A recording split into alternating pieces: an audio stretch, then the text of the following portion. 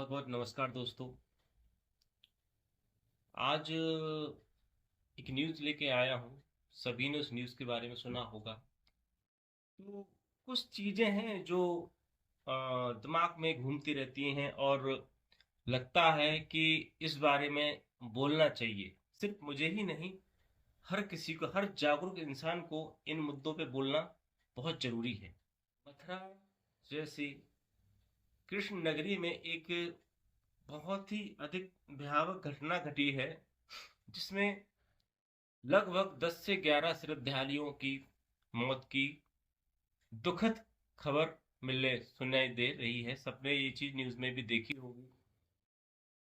उसमें देखा गया है, लोग आराम से भक्ति करते हुए एक वहां पर केसी घाट है, वहां पर स्टीमर में जा रहे थे। लगभग 37 लोग उस स्टीमर में बैठे हुए थे और भक्ति भाव में डूबे हुए चले जा रहे थे। अनायास से घटना घटती है। उस दौरान वो स्टीमर पलट जाता है, सारे लोग पानी में डूब जाते हैं और लगभग लगभग 10 11 लोगों की मौत की खबर मिल रही है। अब यहाँ पर बात ये उठती है कि इन सब जो घटना घटी, इसका जिम्मेदार कौन है? क्या हम स्वयं जिम्मेदार हैं या कोई और जिम्मेदार है? तो बात करते हैं इस संबंध में। तो होता क्या है, घटना किस प्रकार घटती है? इसमें क्या होता है, लुधियाना से लगभग 130 लोगों का एक ग्रुप है, दो दो बसों में सवार होकर मथुरा पहुंचता है। उनके एक बांके बिहारी क्लब नाम की एक संस्थान है, जिसके तहत वो कार्य करते हैं और श्रद्धालु उसमें इन्वॉल्व रहते हैं। 130 लोगों से भरी बस लुधियाना से आती है और वो केसी घाट के पास पहुंचकर वहां पर दो बोट को हायर करते हैं। 2 से 3 या 4 बोट होगी जो हायर की होगी अलग अलग व्यक्तियों ने। तो जिस बोट पे घटना घटी है, जिस स्टीमर में घटना घटी है, उसमें लगभग 37 लोग सवार थे। 37 लोग में 7 ऐसे व्यक्ति थे जो एक ही परिवार से बिलोंग करते थे। कोई माँ थी, चाची थी, दादी थी, कोई बेटा था। इस तरह के 7 लोग एक ही परिवार के थे। मतलब जो 10 से 11 लोगों की जो मौत हुई है, 10 लोगों की मौत में से जो 7 लोग हैं वो सिर्फ और सिर्फ एक ही परिवार से बिलोंग करते थे, जो कि बहुत ही दुखद बात है उस परिवार के लिए, उस घर के लिए, उस घर में जो बचे हुए सदस्य हैं उनके लिए। तो तमाम वोट वालों से बात करने के बाद एक से सौदा तय होता है और वो अपना वोट पे बैठ जाते हैं और अपना यात्रा शुरू करते हैं। पूरी भक्ति भाव से, आप वीडियो में भी देख रहे हो, भक्ति भाव से सब राधे राधे जप करते चले जा रहे हैं और बिल्कुल भक्ति भाव में डूबे हुए हैं। होता क्या है, अचानक हवा का जो बहाव है वो तेज हो जाता है। उस कारण जो स्टीमर है, जो नाव है, वो डिसबैलेंस होने लगती है, अपना संतुलन खो देती है। तो जो नाव में 37 लोग बैठे थे, सब उस नाव वाले से गुहार लगाते हैं कि भैया नाव को साइड में लेकर रोक दो, आगे मत ले जाओ, हो सकता है कोई हादसा हो जाए।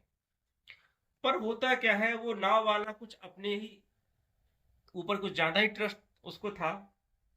काफी लंबे समय तक ये लोग नाव चलाते आए हुए होते हैं, तो उसको अपने बहुत ट्रस्ट था। तो वो उनकी बात ना सुनते हुए वो अपनी नाव को संभालने में व्यस्त हो जाता है। वो कैसे भी करके नाव का जो संतुलन बिगड़ा है, जो बैलेंस बिगड़ा है, उसको वो सही करना चाहता है। वो चीज उससे नहीं हो पाती। तो आगे एक निर्माणाधीन पुल होता है, जो पुल का निर्माण हो रहा होता है, उस पुल में जाके वो नाव टकरा जाती है और वो नाव पलट जाती है। उस कारण देखते देखते जो 37 लोग थे पानी में डूब जाते हैं और पानी के ऊपर अपने आप को बचाओ बचाओ कहने लगते हैं। जो तैरना जानते हैं वो तो भाई तैर रहे होंगे, जो तैरना नहीं जानते बस वो अपने आप को बचाने की गुहार लगा रहे होते हैं। जो नाव का नाविक होता है वो भाग जाता है उस जगह से, अपनी जान बचा के, अपने आप को बचाने के लिए भाग जाता है, उस स्थान ही छोड़ देता है बेचारों को, वो मरते हुए स्थान छोड़कर।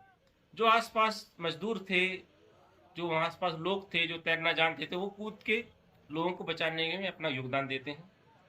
ये बहुत बड़ा काम था। जैसे तैसे कुछ लोग बचते हैं और 10 लोगों की दुखद मौत हो जाती है। रेस्क्यू टीम कुछ टाइम बाद वहां पहुंचती है और वो भी अभी भी रेस्क्यू चल रहा है। रिसेंटली अभी पूरे 37 लोग थे, सबका भी चिन्हित नहीं हुए हैं, सारे लोग नहीं मिले हैं। 10 लोग मर चुके हैं, ये लगभग पूरी तरह खबर है। कुछ घायल हैं, कुछ लोगों का इलाज चल रहा है, कुछ बहुत अधिक घायल है, तो इलाज चल रहा है, अभी खोज भी जारी है। 37 लोग पूरे नहीं हुए। अब यहाँ पे सवाल ये उठता है कि जो लोग उस नाव पे सवार थे, पहली चीज लाइफ गार्ड जैकेट उनके पास नहीं थी। मैं भी वृंदावन गया हूँ, मैं भी नाव में सवार हुआ हूँ, मुझे किसी ने भी लाइफ जैकेट ना दी, ना मुझे ऑफर की इस बारे में। तो ये बहुत बड़ा प्रश्न है कि आप कहते हैं ना कि आप जो चीज हो रही है उसकी आपके साथ जो भी चीज होती है उसके सबसे पहले जिम्मेदार आप स्वयं होते हो, उसके बाद दूसरा व्यक्ति। अब लोग यहाँ पे ब्लेम कर रहे हैं गवर्नमेंट को, प्रशासन को। ठीक है, जब मैं एक बात अपने आप से सोच के कहता हूँ कि वो जिम्मेदार हो, उससे पहले हम अपने आप पे झांक के देखें। जब हमें तैरना नहीं आता है, अदरवाइज तैरना आता भी है, तो गहरे पानी में जब हम जाते हैं ना तो हमारा तैरना भी फेल हो जाता है। जब आपको तैरना नहीं आता है तो आपको पहली चीज लाइफ जैकेट पहन के ही पानी में उतरना चाहिए। ठीक। तो दूसरी चीज, लाइफ जैकेट नहीं है तो पानी में नहीं जाना चाहिए, उससे दूर रहना चाहिए। भैया लाइफ जैकेट हो तो मैं पानी में जाऊंगा, नहीं तो नहीं जाऊंगा। ईश्वर ने बनाई है, हम ईश्वर के सब बच्चे हैं, लेकिन ईश्वर ने हमें हमारा दिमाग दिया है, हमारा ब्रेन दिया है, वो भी डेवलप कंडीशन में दिया है कि हम अपने हिसाब से निर्णय ले सकें कि हमें हमारे लिए क्या अच्छा है क्या बुरा, हमारे परिवार के लिए क्या अच्छा है क्या बुरा। आप ईश्वर की वंदना में बिल्कुल व्यस्त हो, लेकिन ये मत भूल जाएं कि कहाँ पे आप ईश्वर के नाम पे आप गलती करने जा रहे हैं। अब एक पॉइंट और यहाँ आता है, नाविक जो था वहां पर मथुरा वृंदावन में अधिकतर ऐसी नाव होती हैं जो भी इसमें पैसेंजर चढ़ते हैं उस पर लाइफ जैकेट को नहीं देते, ना ही वहां पे इस चीज का चलन है। ये बहुत बड़ी गलती है, जबकि इस प्रशासन द्वारा सख्त निर्देश है कि आपको लाइफ जैकेट के बाद ही पैसेंजर्स को घाट के अंदर लेके जाना है, जिसको बिल्कुल कोई नाविक नहीं मानता है। और वो कोई किसी तरह के ट्रेंड नाविक नहीं होते हैं कि भाई उन्हें ट्रेनिंग पाई हो। और उनकी जो जो नौका होती है, जो उनका स्टीमर होते हैं, जो उनकी नाव होती है, उसका भी कोई ये सीओटी नहीं होती कि उसमें कोई क्षति है या कोई खराब स्थिति में है। किसी प्रकार की कोई भी इसमें जांच नहीं हो रही है। वो ना उस चीज का ध्यान दे रहे हैं। वो लोकल के वहीं के लोग रहते हैं और वो वैसे का और कमाने की लालच में वो करते क्या है, अगर उनकी स्टीमर या उनकी नाव की कैपेसिटी है 10 से 15 लोग, वो पैसे कमाने के लालच में उसमें 30-40 लोग को भर लेते हैं, बैठा लेते हैं, और कैसे भी एडजस्ट करके उसको चलाते हैं। जिस प्रकार आपने देखा होगा जो ऑटो वाले होते हैं रोड पे चलाते हैं, वो होता है 5 सीटर, लेकिन उस पर बैठाते हैं वो 10 लोग को। वो 10 लोग को बैठाना वो आपकी हेल्थ के साथ, आपके भविष्य के साथ बहुत बड़ा खिलवाड़ है, जो वो ऑटो ड्राइवर या वो नौका चालक करता है। किसी भी क्षमता के अकॉर्डिंग ही कार होना चाहिए। जैसे आपने देखा होगा कि एक लिफ्ट में साफ साफ लिखा होता है कि भाई इसमें 5 लोग की क्षमता है, 10 लोग की क्षमता है, उतने ही लोग कृपया करके सवार करें। लेकिन हमारा सिविल सेंस क्या कहता है, उसमें 10 लोग घुस जाएंगे। इसीलिए वहां पे गार्ड लगाया जाता है लिफ्ट के पास कि भाई 5 लोग हैं तो 5 लोग के छठवां लोग ना घुस जाए उसमें। और ये अपने खुद की समझ होना चाहिए कि भैया उतने ही लोग उसमें एंट्री करें जितने लोग की उसमें लिखा हुआ है, क्योंकि अगर आप एंट्री करते हैं तो वो आपके साथ साथ दूसरे की हेल्थ के लिए भी खिलवाड़ है। तो साथ ही इस तरह की बहुत ही दुखद घटना है। भगवान उस ईश्वर उन्हें अपने चरणों में स्थान दे जिन्होंने जो इस घटना के शिकार हुए। लेकिन कभी इस बारे में झांक के अपने अंदर, अपने अंतरात्मा से जरूर सोचिएगा।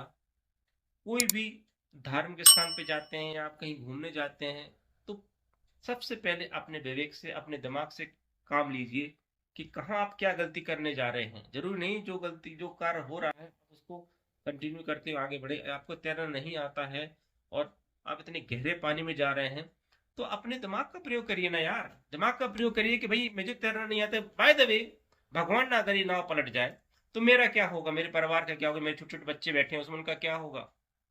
ये सोच के निर्णय लीजिए। ईश्वर ने आपको दिमाग दिया है, बुद्धि दी है, ये सोचने की कि आप अपना अच्छा भला अच्छी तरह सोच पाए। इसके लिए ईश्वर आपको बताने नहीं आएगा कि भैया मत जाओ, आपको तैरना नहीं आता है, पानी मत जाओ, लाइफ जैकेट पहन के जाओ। Think by your self, your mind.